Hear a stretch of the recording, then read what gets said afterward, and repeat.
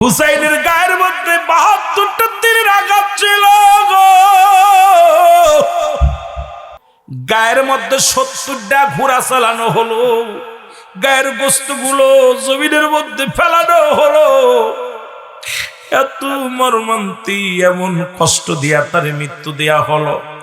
ইবনে আব্বাস বলে, আমি ঘুমায় আছি, হঠাৎ দেখি রাসূলুল্লাহ রওজা মুবারক একদম নড়াচড়া করে, থরথর করে কাঁপতেছেন। ইবনে আব্বাস বলে, আমি দেখি রে রাসূলুল্লাহ রওজা মুবারক হঠাৎ করে ফাঁক হয়ে গেল। রাসূলুল্লাহ রওজার ভিতর থেকে লাফ মেরে উঠে বলে, ইবনে আব্বাস রে, মক্কা মদিনার মানুষের জানায়া দাও আমার হুসাইন আর দুনিয়ায় নাই। নবীর সাহাবীর বলে, হুসাইন, হুসাইন রে, চিঠি আছে, তোমাকে আমরা একা ছাড়তে পারি না। কারণ কিছুদিন আগে হাসান রাদিয়াল্লাহু তাআলা দুনিয়া থেকে বিদায় হয়ে গেছে, তোমাকে আমি একা ছাড়তে পারি না। কারণ যদি দুর্ঘটনা ঘটে যায়, নবীর বংশ শেষ হয়ে যাবে, কে দাওয়াত দিবে রে, কে কালেমার দাওয়াত দিবে রে হুসাইন, তোমাকে আমি একা ছাড়তে পারি না। হুসাইন, তুমি নীরব থাকো। মুসলমান হুসাইন রাদিয়াল্লাহু তাআলা বললেন, তাহলে কুফায় খবর নাও যে কুফারবাসীর অবস্থা কেমন, এটা জানার দরকার। কুফাবাসী কে যাবে, কে যাবে? মুসলিম বিন আকিল ডাকতে বলে, হুসাইন, আপনি যদি আমাকে হুকুম দেন আমি যাব। কালেমার দারক বাহক হইয়া, ইসলামের দারক বাহক হইয়া দেখবো যদি ইসলাম দাওয়াত দেওয়ার জন্য উপযুক্ত হয়। ও মুসলমান, এখনো শিক্ষা হয় না, কারবালার ওয়াজ কি করব? আমেরিকা কদিন ধরে দেখতেছি পানির ভিতরে পর্যন্ত আগুন, পানির ভিতরে দিয়ে আগুন জ্বলতেছে, আল্লাহর গজব। এরপরও কেন তোমাদের ভয় হয় না? আমার আল্লাহ রাব্বুল আলামিন তোমাদের, আমার নবীজি বলে গেছেন যে দেশের মধ্যে জিনা ব্যভিচার বেশি হবে, যে দেশের মধ্যে পাপ কার্য লিপ্ত মানুষ, যে পাপ কার্য মানুষগুলো যখন অতি উৎসাহিত হয়ে যাবে, সেই জমিনের মধ্যে রব্বে কারীম কঠিন কঠিন গজব নামায়া দিবে। আমার ভাইরা, আমার বন্ধুরা, আমার মুসলিম বিন আকিল বলে, হুজুর আমি যাব, আমি যাব। আমি আগেই বলছি, প্রথম থেকে আলোচনা করলে সময় দিতে পারবো না, এই জন্য আমি একটু আগাতে আলোচনা করা শুরু করলাম। মুসলিম বিন আকিল বলে, আমি যাব। হুসাইন বলে, যাও তাড়াতাড়ি দেখে আসো। হুসাইনকে রাদিয়াল্লাহু তাআলা মুসলিম বিন আকিলকে পাঠাইলেন, কিছু সৈন্য সাথে করে, খাবার পানির সঙ্গে করে। যাওয়ার সময় কলিজার দুটি সন্তান, মুহাম্মদ ইব্রাহিম নামে দুটি ছেলে ছিল মুসলিম বিন আকিল। দুটি ছেলে আসিয়া বলে, বাবা গো, আমাদের তো মা দুনিয়ার মধ্যে নেই। এ বাবা, দুনিয়ার মধ্যে আমাদের মা নাই রে, আমাদেরকে তুমি সঙ্গে করে নিয়ে যাও, আমরাও যাব, তোমার সঙ্গে যাব। কেমন সন্তান, বাবার সঙ্গে রওনা হয়ে গেলেন মুসলমান। এই দুটি সন্তানকে নিয়ে মসজিদের ভিতরে যখন নামাজ পড়তেছিলেন, মুসলমান এজিদের সৈন্য, কুফা নগরের এজিদের সৈন্যরা আসিয়া ও মুসলিম বিন আকিলকে চিরতরে একবার কতল করিয়া দুনিয়া থেকে বিদায় করে দিলেন। মুসলমান শুনে না, এমন মুসলমান হুসাইনকে ডাকতে বলো, হুসাইন রে, কুফাবাসীর তরবারির রং ভালো না, এদের অবস্থা ভালো না, কুফায় আসো না, কুফার মানুষ ভালো না, কুফা নগরে আসিও না।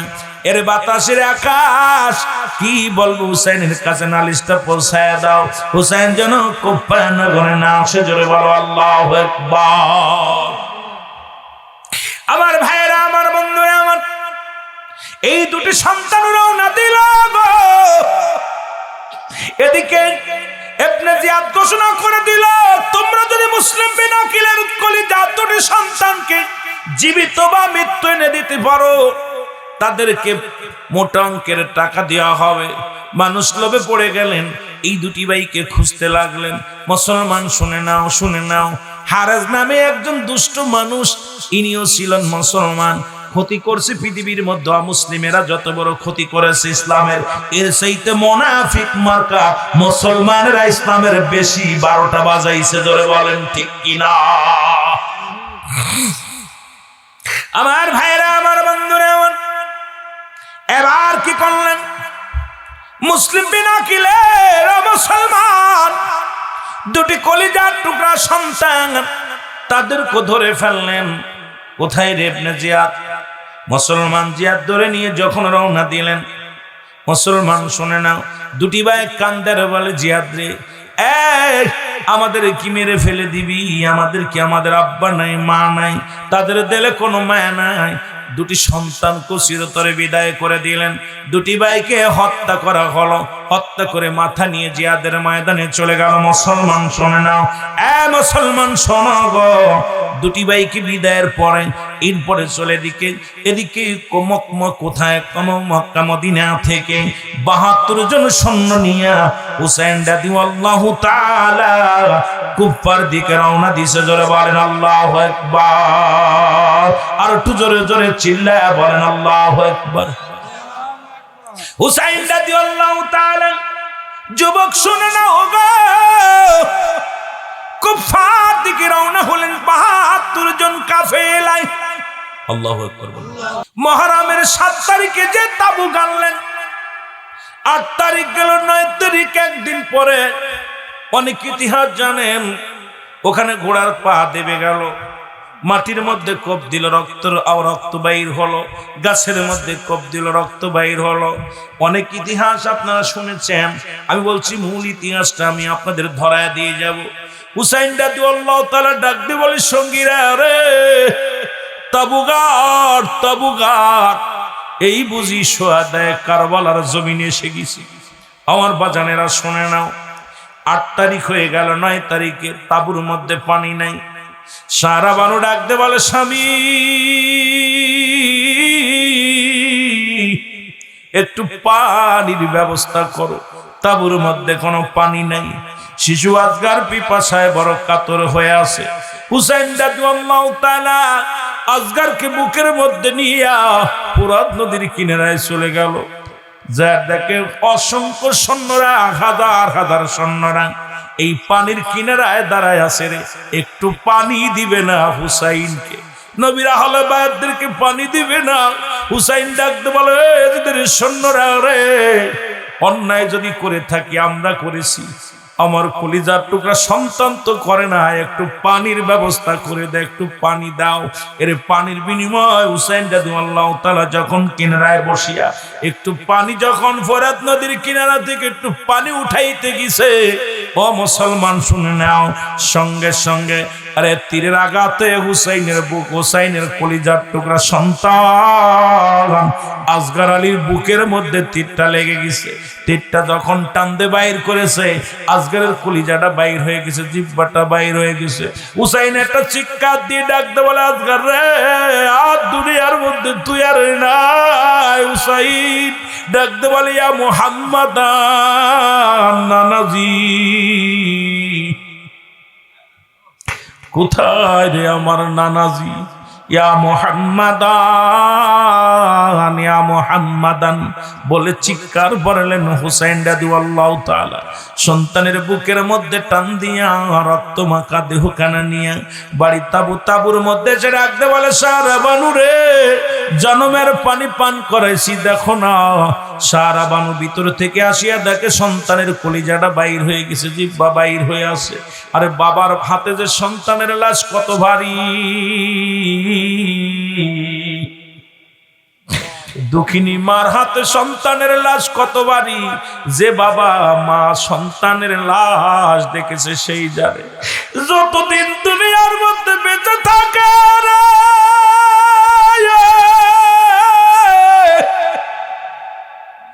ওই দুঃখিনী মায়ের চোখের পানি শুকায় না। আল্লাহ আল্লাহ, সন্তানের লাশ কানা নিয়ে হুসাইন ডাকতে বলে, মাবুদ, এই কলিজার টুকরা সন্তানের লাশটি তোমার কাছে আরজি করি। আল্লাহ, আমি হুসাইন যেন যুদ্ধের ময়দান থেকে কালেমার দাওয়াত নিয়ে আসছি। আমি তো রক্ত দেখতে চাই না, আমি এসেছি কালেমার দাওয়াত দিতে, আমি এসেছি শান্তির পতাকা নিয়ে। আল্লাহ আল্লাহ আমাকে তুমি রক্ত দেখাইলা, কলিজার টুকরা বিদায় করে দিলাম আল্লাহ বলে চিৎকার মারে ভিতর থেকে সাহারা বানু আসিয়া সন্তানকে বুকের মধ্যে নিয়ে কান্না জুড়ে দিলেন। পাশের কামরা থেকে, পাশের তাবু থেকে আসলেন আলী আকবর মুসলমান হুসাইন রাদিয়াল্লাহু তাআলার বড় সন্তান। আলী আকবর এসে ডাকতে বলে, মা মা গো,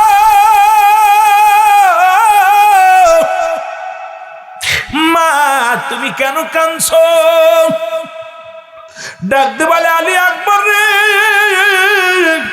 তোমার ভাই আলী আসগর আর দুনিয়ার মধ্যে নাই, চিরবিদায় হয়ে গেছে। দেখো না জিহ্বাটা বাইর হয়ে গেছে, কলিজাটা হাতের মধ্যে নিয়ে ডাকতে বলে, আকবর রে দেখ আমার কলিজার টুকরা সন্তানের কলিজা বাইর হয়ে গেছে।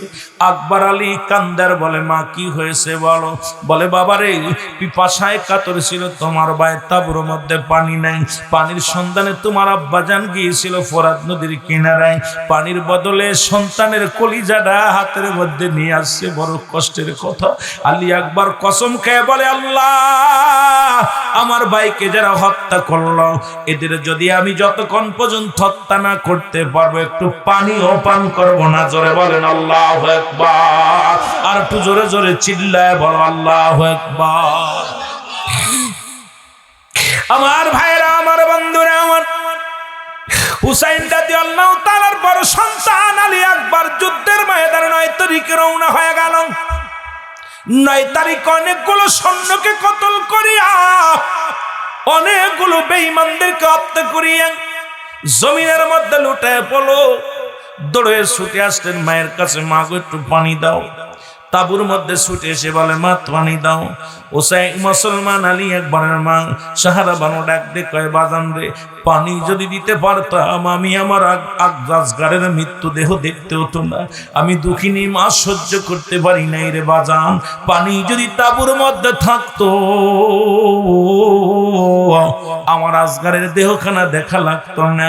ওরে মায়ের পায়ে কসম খাইয়া চুমা দিয়া রওনা হয়ে গেল। অনেকগুলো সৈন্যকে কতল করিয়া নিজেও বিদায় হয়ে গেল। মুসলমান শুনে নাও, আলী আকবর শাহাদতের পেয়ালা পান করলো। তাবুর মধ্যে বড় একটা মর্মান্তিক ঘটনার মুসলমান, আলী আসগরের দেহখানা তাবুর মধ্যে পড়ে আছে, আলী আকবরের মরা দেহখানা যুদ্ধের ময়দানে পড়ে আছে। আরে হুসাইন রাদিয়াল্লাহু তাআলা ডাক দিয়ে বলে, জয়নাব, জয়নাব রে আমি আর বেঁচে থেকে লাভ কি রে জয়নাব? আমার আহলে বায়াত নবীজির আহলে বায়াত তো সবাই বিদায় হয়ে যায় আস্তে আস্তে করে। হুসাইন রাদিয়াল্লাহু তাআলা ডাক দিয়ে বলে, ভাইয়েরা তোমরা যে যার মতো পারো পালিয়ে যাও, কারণ ওরা আমাদের বাঁচতে দিবে না, চলে যাও। যারা বেঁচে ছিলেন সবাই প্রতিজ্ঞা করলেন, হুসাইন যদি বাঁচতে হয় একসাথে বাঁচবো, যদি মরতে হয় একসাথে মরবো। হুসাইন রাদিয়াল্লাহু তাআলা অনেক বুঝাইলেন কিন্তু কেউ তাবু ছাড়লেন না। হুসাইন ডাক দিয়ে বলে, যাই না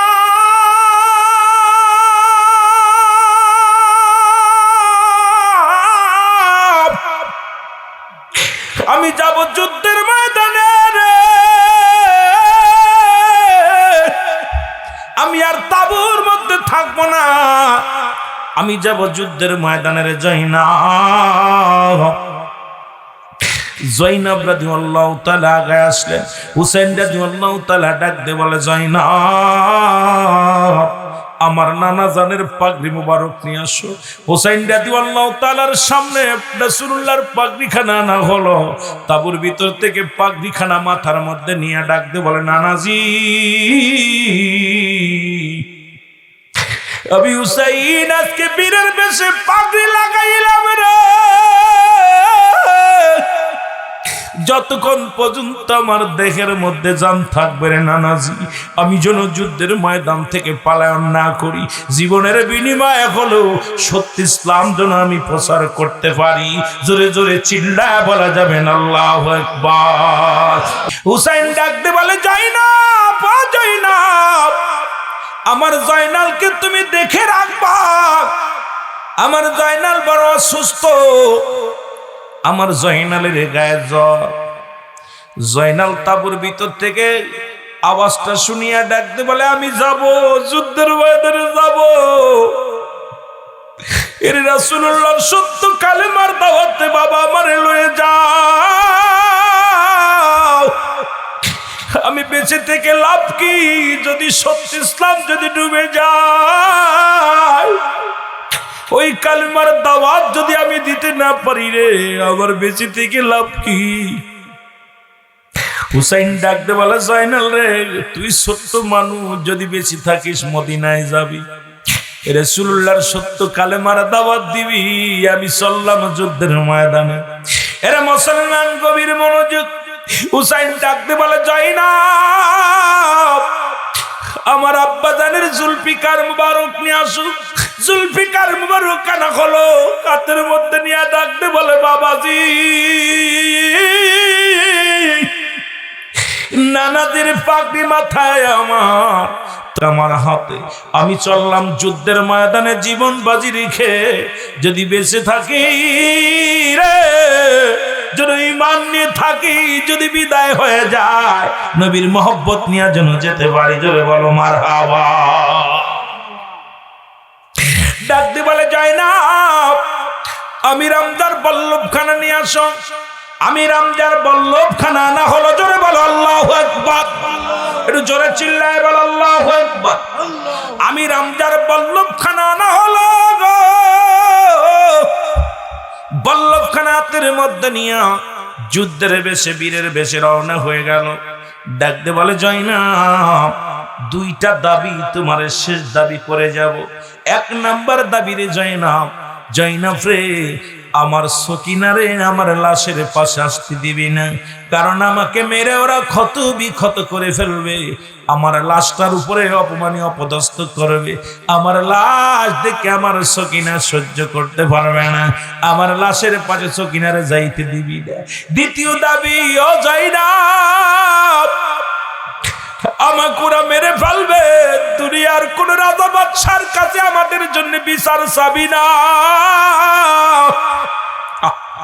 পৃথিবীর কোন মানুষের কাছে আমাদের জন্য বিচারের দাবি নিয়ে কোন দরবারে যাবি না। আল্লাহ যদি বাঁচায় রাখে রে জয়নাব, যাবি রাহমাতুল লিল আলামিনের কদম মোবারকে, রাসূলুল্লাহর কদমে, রাসূলুল্লাহর রওজার পাশে আমি হুসাইনের সালাম খানি পৌঁছায় দিবি। জোরে বলেন মারহাবা। আর একটু জোরে জোরে চিল্লায় বলা যাবে না আল্লাহু আকবার। ও যুবক ভাইরা, দামেস্কের শাহী মসজিদের ইমাম ছিল ইয়াজিদ। ১৬ লক্ষ মানুষ তার পিছে নামাজ পড়তো। কত লক্ষ? ১৬ লক্ষ মানুষের ইমাম। সে কি বালা না মন্দ? কথা কয় না রে, বালা। আজকে যারা ইয়াজিদকে কয় রাহমাতুল্লাহ আলাইহি, ওই মুনাফিকরা শোন, কয় ইয়াজিদ ১০০ রাকাত নামাজ পড়তো। হ্যাঁ বাবা শোনো, ইয়াজিদ ইমাম ছিল ঠিকই, ইয়াজিদ মুসলমান মদ পান করত।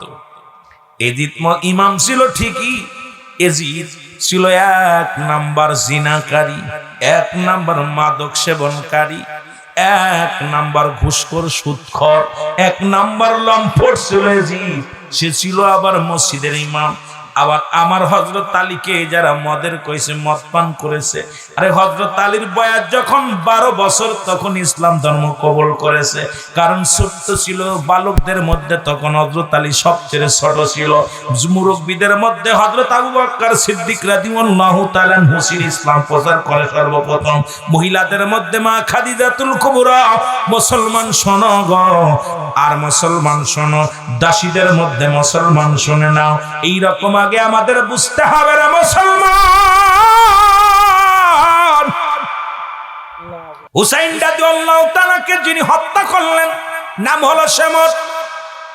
কেউ কেউ বলে উনি ছিলেন মসজিদের মুয়াজ্জিন, আবার কেউ বলে ওই মসজিদের নিয়মিত একজন মুসল্লি ছিল। উনি ঝাড়ু দিতেন, মসজিদ পরিষ্কার করতেন, খুব যত্ন করতেন মসজিদটাকে।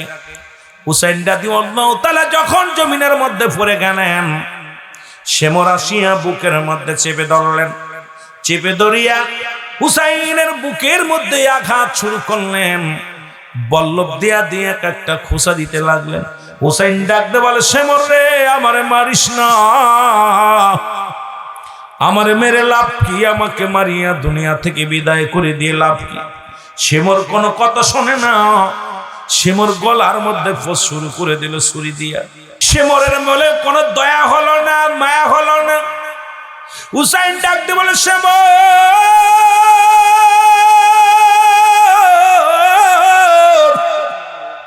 আমি তোমাকে চিনতে পেরেছি। আমার নানা জান বলেছিল, স্বপ্নের মধ্যে আমার নানা জান আমাকে বলেছিল, হুসাইন, ওই মক্কা মদিনার কালো ডোরা কাটা কুকুর তোমার পায়ের মধ্যে কামড় দিছে। আমি বুঝতে পেরেছি রে, তোমার দিলে কোনো মায়া হবে না, তুমি সেই কালো ডোরা কাটা কুকুর। এ মুসলমান শোন, যে তোমার কোনো নাই বিনাই তুমি সম্মান, আমাকে তুমি মেরে ফেলবার শেমর।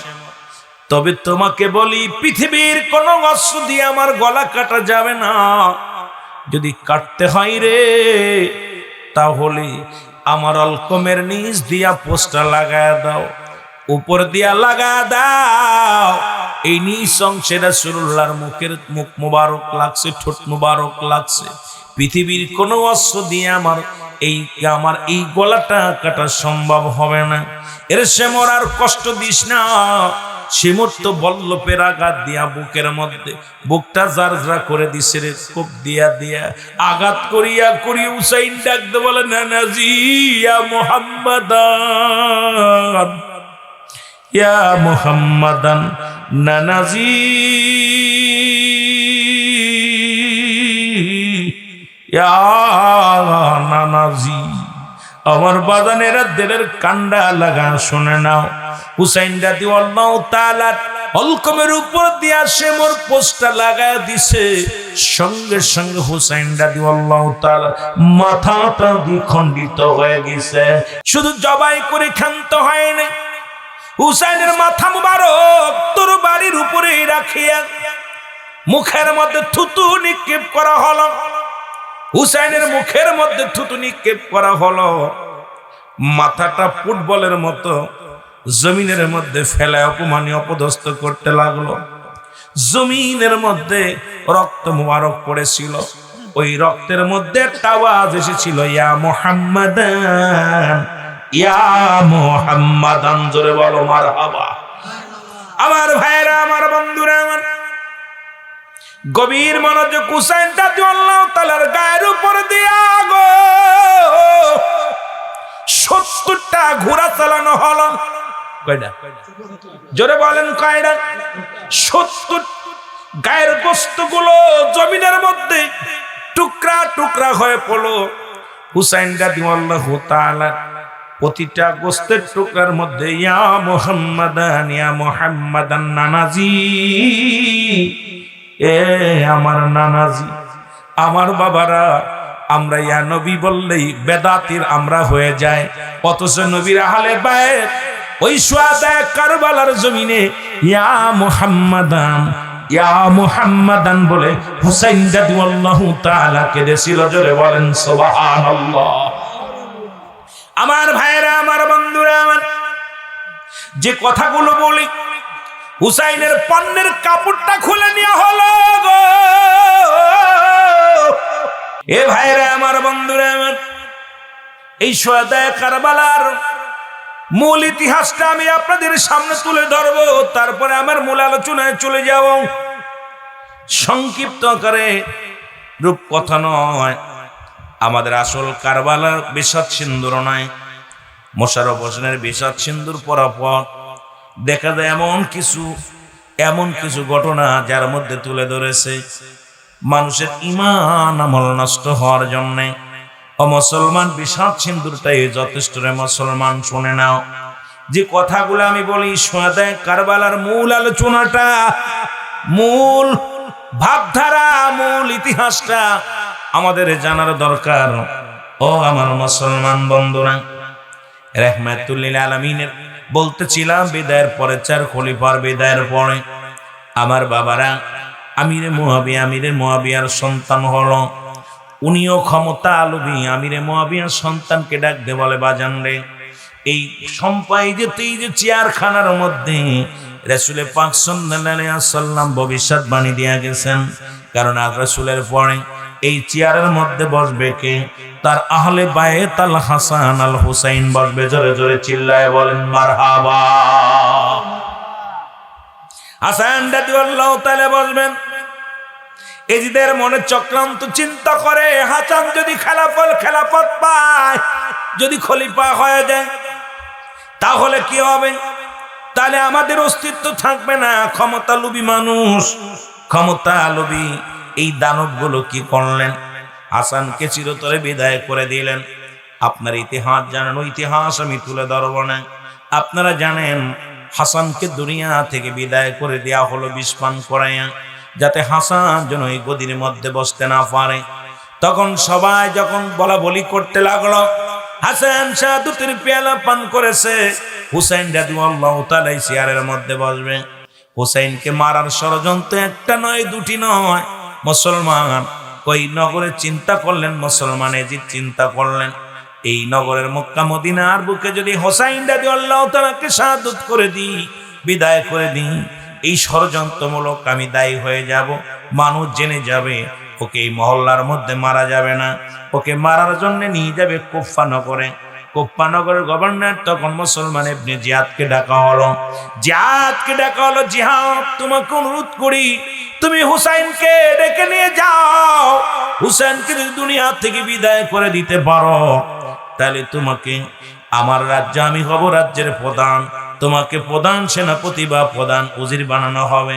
যেই লোভে পড়ে গেলেন ইবনে জিহাদ, চিঠি লিখলেন হুসাইনকে, হুসাইন আসো, ইসলামের সুন্দর মনোরম পরিবেশ দাওয়াত দেওয়ার জন্য, রাসূলুল্লাহর সত্য কালেমা পড়ার জন্য মানুষগুলো উত পেতে বসে আছে, তুমি আসলে তোমার হাতে সবাই বায়াত গ্রহণ করবে, সবাই বায়াতে রাসূল, সবাই বায়াত গ্রহণ করে রাসূলুল্লাহর ধর্মের মধ্যে, ইসলামের মধ্যে প্রবেশ করবে।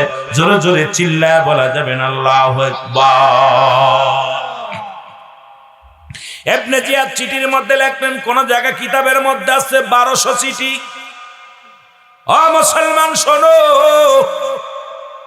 আবার কেউ বলে 40,000 চিঠি। না মুসলমান, সব কিতাব দ্বারা প্রমাণ হয় 1200 চিঠি। চিঠির মধ্যে লিখলেন, হুসাইন আসো, কুফা নগর ইসলামের দাওয়াত দেওয়ার জন্য অনেক উত্তম জায়গা, এখানে আসিয়া যদি তোমরা দাওয়াত দাও কতই না সুন্দর হয়, ইসলামের বাণী প্রচার করতে সহজ হয়ে যাবে। রাসূলুল্লাহর সত্য কালেমা মানুষ পড়ে নিবে, কালেমায়ে শাহাদাত পড়ে পড়ে দলে দলে মানুষ ইসলাম ধর্ম কবুল করবে। আশহাদু আল্লা ইলাহা ইল্লাল্লাহু ওয়াহদাহু লা শারীকা লাহু ওয়া আশহাদু আন্না মুহাম্মাদান আবদুহু ওয়া রাসূলুহু। আল্লাহু আকবার বলেন। সাক্ষ্য দিতেছি সব কিছু, শাহাদাত পুরিয়া সাক্ষ্য দিলেন আপনি আল্লাহ ছাড়া কোনো মাবুদ নাই। সব ঈমান আনলেন, সুন্দরভাবে ঈমান আনবেন। ও মুসলমান শুনে না, কালেমা কিন্তু সবাই জানি, আমার আগের বক্তব্য ওয়াজ করছি, একটা হলো ঈমান, একটা হলো কালেমা। নামাজ মুসলমান শুনে নাও, ব্যক্তির জীবনের অমূল্য সম্পদের নাম হলো রুহু, আর মানব জীবনের অমূল্য সম্পদের নাম হলো ঈমান। ঈমানবিহীন কোন আমলের মূল্য নেই। রুহু যদি না থাকে বডির মধ্যে, একটা হাত নাই, পা নাই, আপনার একটা চোখ নাই, তবুও রুহুটা আছে, আপনার বডিটার দাম আছে। আর এই রুহুর মধ্যে দেখতে শুনতে ভালো, যদি আপনার রুহুটা বাইর হয়ে যায় এই বডির কোনো মূল্য নাই। এই জন্য আপনার বডির জন্য অমূল্য সম্পদের নাম হলো রুহু। আর আপনার নামাজ, রোজা, হজ, যাকাত এগুলো কবুল হওয়ার জন্য আপনার ঈমানটা দরকার আগে। একটা হলো ঈমান আর একটা হলো আমল। নামাজ পড়েছেন এটার নাম আমল, রোজা রাখছেন এটার নাম আমল, হজ করেছেন এটার নাম আমল। আমল করেছেন, ইমানের দরকার। ইমান হলো নবী মুহাম্মদুর রাসূলুল্লাহ, জোরে জোরে চিল্লায় বলা যাবে না সাল্লাল্লাহু আলাইহি ওয়াসাল্লাম। তাহলে বুঝলাম আমরা একটা হলো ইমান, এখন আরেকটা হলো আমল। আমাদের দেশে অধিকাংশ আলেমদের আমল আছে, ইমান নাই। আর ইমান যদি, রুহু যদি না থাকে, বডির কোনো মূল্য নাই। মাইকে সেলহাম দেয়, মুসলমান শোনো, নাগেশ্বরের মুসলমান নাগেশ্বর পুরের পার অমুক মোল্লা সাহেব এন্তেকাল করেছে, ইসমাইল হোসেন এন্তেকাল করেছে। মানে তার ভিতর থেকে রুহটা বাইর হয়ে গেছে। সঙ্গে সঙ্গে মাইকে এসে সাকাওয়াত হোসেন মাইকে বলতেছে অমুক এন্তেকাল করেছে। নামটা ধরেছে কে? ইসমাইল হোসেন ইন্তেকাল করেছে। এবার মুসলমান সঙ্গে সঙ্গে ওই মাইকের মধ্যে একই সেকেন্ডে বলে মরহুমের জানাজার নামাজ সকাল 10টায় অনুষ্ঠিত হবে। তার মানে রুহু না থাকার কারণে নামটাও পরিবর্তন হয়ে যায়। নামটা হয়ে গেছে মরহুম, আগে ছিল ইসমাইল, এখন হয়েছে মরহুম। সুতরাং রুহুটাই আপনার বডির জন্য 1 নাম্বার সম্পদ। জোরে বলেন ঠিক কিনা? ইমানটা হলো এইরকম আপনার সম্পদ। ইমান না নিয়ে নামাজ পড়ে লাভ নাই, রোজা করে লাভ নাই, যাকাত দিয়ে লাভ নাই। ইমানের হলো আমলের বড় সম্পদ। এই আমলটা, ইমান যদি না থাকে, কিসের আমল? ওযুবিহীন যেমন নামাজ পড়া মুসলমান কবিরা গুনাহ, যেমন হারাম মুসলমান তদ্রুপ ইমানবিহীন আমলের অবস্থা একই রকম। এই জন্য আমি আপনাদেরকে বলবো, ভাই আগে ইমান আনো, তারপরে নামাজ। এরপরে আমার দেশের এক বক্তা দেখলাম আলোচনার মধ্যে বলতেছে ইমান আনা পর হলো জিহাদ, কারণ রাসূলুল্লাহ নামাজ ছেড়ে দিয়ে জিহাদ করেছে। কত বড় বুকার দল! এসব কথা বলতে গেলে সময় লাগে। আমি কারণ ওই পক্ষে বলার সময় আমার নাই, কারণ আমি মুসলমান যে বিষয় দিচ্ছি এটা আলোচনা করে শেষ করতে পারি না। আমার আলোচনা আমি নিজেই তো শেষ করতে পারি না, অন্যদিকে কেমনে যাব? কারণ আমরা জানি ইসলামের 5টি স্তম্ভ। নাম 1 নম্বরে কালেমা, নামাজ, রোজা, হজ, যাকাত। সুতরাং 1 নম্বরে কালেমা পড়েছো, সঙ্গে সঙ্গে নামাজ ধরো। এখন তারা বলতেছে নামাজের পরেই হলো জিহাদ। জোরে জোরে চিল্লায়া বলা যাবে না নাউজুবিল্লাহ। যার জন্য দুনিয়ায় সুদ খাইলা, সন্তানের সুখে রাখার জন্য সুদ ঘুষ খাইলা, কতই না উপার্জন করলা, কেউ তোমার আপন নয়। ছেলে তোমার আপন নাই, মেয়ে তোমার আপন নাই। মৃত্যুর পরে কিচ্ছু নিতে পারবি না। বাড়ি দিব না, গাড়ি দিব না। আরে সাদের বাড়ি করলা, সাদের সংসার করলা, আরে দুনিয়ার সব ছেড়ে যেদিন চলে যাবি রে ভাই, এদিন আমলটা কাজে লাগবে। আর নবী বিনে কোনো বান্ধব থাকবে না, কোনো দরদি থাকবে না। জোরে বলেন ঠিক কিনা? ওরে ভেবে দেখি আমি সব বিবি সে, ভেবে দেখি আমি ও গো মিশে মায়ার সংসারে, বল মিশে মায়ার সংসারে, আপন বলতে কেহ নাই জগতে, আমার আপন বলতে ও নবী ও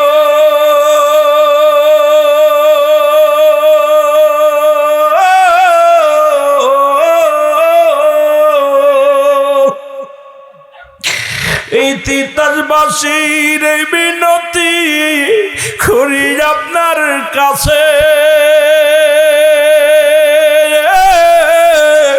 কঠিন দিনে যায় না গো এই গোলামের ফেলে, আমার দয়াল নবী বিহনে, আমার মায়ার নবী আপন বলতে কেহ নাই জগতে, আমার আপন বলতে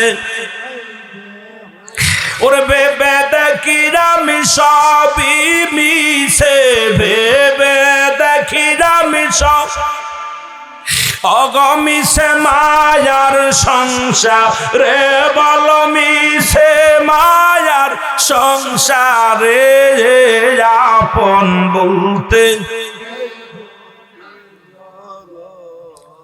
ও নবী ও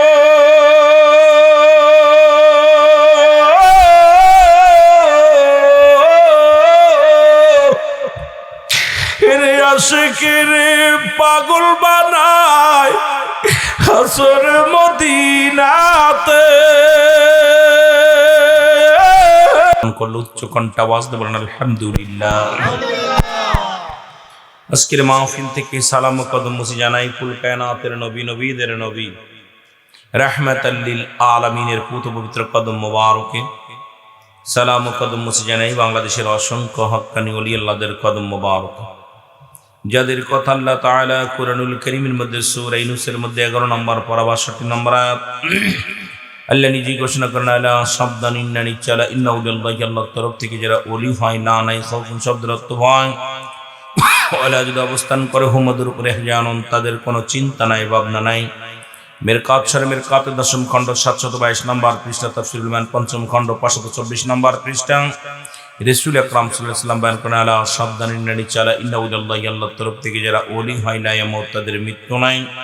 সালাম জানাই আজকের মাহফিলের সম্মানিত সভাপতি সাহেব জনাব মোহাম্মদ আক্কাস আলী সাহেব, প্রধান ইনাগেশ্বর কুরের পড়া আজকের মাহফিলের সহসভাপতি জনাব মোহাম্মদ আলী আকবর মুর্শি সাহেব, আজকের মাহফিলের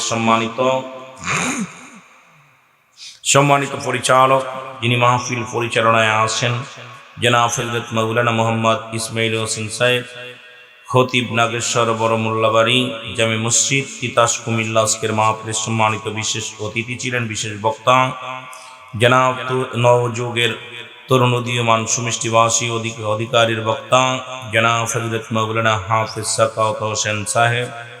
আজকের মাহফিলের সম্মানিত প্রধান অতিথি দেশের আলোড়ন সৃষ্টিকারী বক্তা, আন্তর্জাতিক খ্যাতি সম্পন্ন বক্তা, মুফাসসির কোরআন, আউলাদে ওলি জনাব হযরত মাওলানা ফিরজাদা মুফতি আমজাদ হোসেন জালালি সাহেব, জালালিয়া দরবার শরীফ কুমিল্লা আকসাম কুমিল্লা। অন্যান্য উলামা ইকরাম মুসলিম ইমাম সাহেব মুসল্লিগণ, আমার সহপাঠী জনাব হযরত মাওলানা মুফতি মেহেদী হাসান সিদ্দিকী সাহেব সহ অন্যান্য উলামা ইকরাম মুসলিম ইমাম সাহেব মুসল্লিগণ, সামনের পৃষ্ঠা আশিকান জাকিরান দারম কুরআন মুসলমান ভাই বন্ধুগণ, পর্দারের মা বোনেরা, সকলকে আবারও সালাম জানাই। আসসালামু আলাইকুম ওয়া রাহমাতুল্লাহি ওয়া বারাকাতুহু। রব্বুল আলামিন আপনাকে আমাকে এই জান্নাতের বাগানে আসার মতো বসার মতো সুযোগ দান করলে আপনারা খুশি না বেজার? আমার বাবারা যারা দূরে আছেন দ্রুত খুব দ্রুত চলে আসেন, কারণ লোকজন যখন সামনে আসে আলোচনা করতে একটা মজা লাগে, আলোচনার ভিতরে একটু তৃপ্তি পাওয়া যায়, শান্তি লাগে। এই জন্যই যারা যেখানে আসেন সকল আদবের সঙ্গে চলে আসেন, সময় গেলে সাধন হবে না। এই জন্য আসবেন হয়তো পরে, কিন্তু পরে এসে ফায়দা কি বাবা? বছরে একটা দিন, হয়তো আপনার আমার জীবনের শেষ রাত, আমার আপনার জীবনের শেষ সময়, শেষ মুহূর্ত, কেউ বলতে পারি না আপনার পরবর্তী সময় আপনার জন্য কি নিয়ামত বয়ে আনতেছে। কত মানুষ যুবক দুনিয়া থেকে বিদায় হয়ে যাচ্ছে, মার গর্ভে থেকে এই দুনিয়া থেকে বিদায় হয়ে যাচ্ছে। অনেক বাবা বেঁচে আছে, সন্তান দুনিয়া থেকে চলে গেছেন, ভাই বেঁচে আছে, আরেক ভাই, বড় ভাই বেঁচে, ছোট ভাই চলে গেছে। আল্লাহ কখন কারে নিয়ে যাবে কেউ বলতে পারি না। সকলেই জান্নাতের বাগানে এসেন, মহব্বতের সঙ্গে দুরূদ শরীফ পড়েন। আল্লাহুম্মা সাইয়্যিদিনা মাওলানা মুহাম্মদ ওয়া আলা আলি মাওলানা। মহব্বতের সঙ্গে দুরূদ শরীফ পড়েন। আল্লাহুম্মা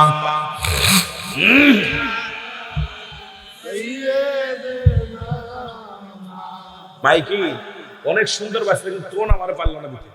ওয়ালা আলি সাইয়্যিদিনা, একটু বাড়াও, আরো জোরে বলেন। আল্লাহুম্মা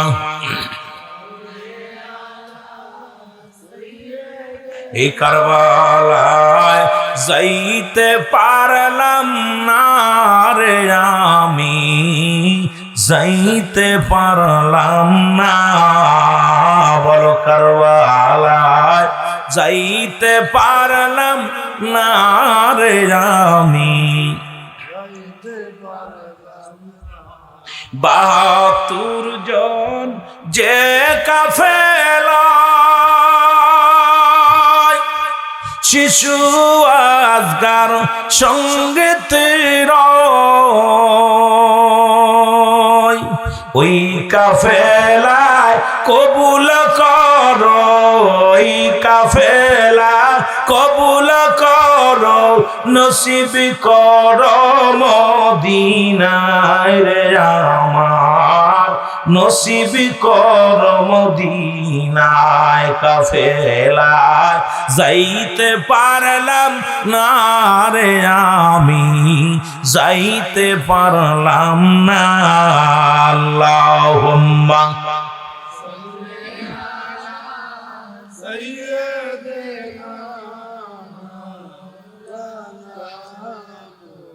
ولا يعلي سيدنا